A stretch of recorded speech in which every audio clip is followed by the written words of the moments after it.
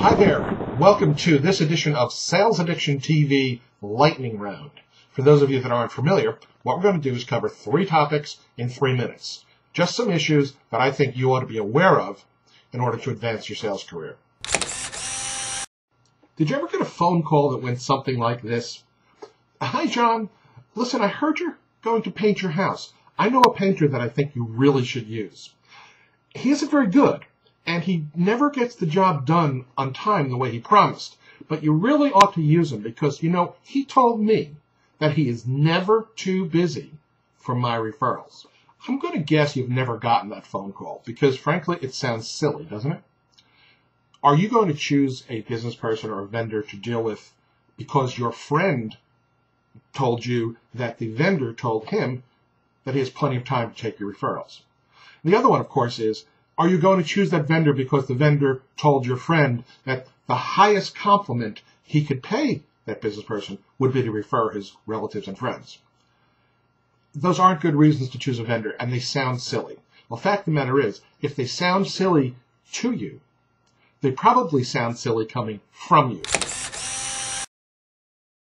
If you have any questions at all, please feel free to call me. No, really, I want you to feel free to call. It's not an imposition. If you have any questions, I want you to call me. It's perfectly okay. I'm telling you that you have my permission to call. If I only had a penny for every time some salesperson has ended a letter with, feel free to call me with any questions. It's just a standard thing that people do. It's a comfortable thing. It's a way of ending the sentence. It's what somebody taught you and what they learned from somebody else, but it doesn't make sense to do that. You need to put an ending in the letter that makes sense to that unique situation. And what you're doing here is you're giving them special permission to call you. What you want to do is encourage them to call you. And there's lots of ways to do that. I mean, it's got to be in your own words. But, something like, give me a call tomorrow and we'll go over any questions you might have. It doesn't matter what words you use, but for God's sake, stop making the customer feel like you are granting him a special favor by letting him call you. The wisdom in this segment comes from one of my favorite episodes of Seinfeld. Now, people in my family get annoyed with me, not only for a lot of things, but one of the things that they find particularly annoying is that every life situation I seem to find a Seinfeld reference to go along with it. But this one really applies here. The episode is called The Junior Mint.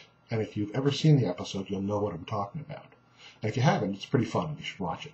Did you ever come across somebody, you run into them, and they know who you are? They remember your name, but you have no idea who they are? Or you know who they are, but you can't remember the name or where you met? Well, the fact is you've got a window of maybe 10 to 20 seconds to be honest with them and say, oh, gosh, I just don't remember your name. In a social situation, it's one thing. But in a business situation, if you pretend to know their name, you're never, ever, ever going to have the opportunity to ask them again in the future without looking like you were a phony. And if you look like a phony, probably going to cost you a sale.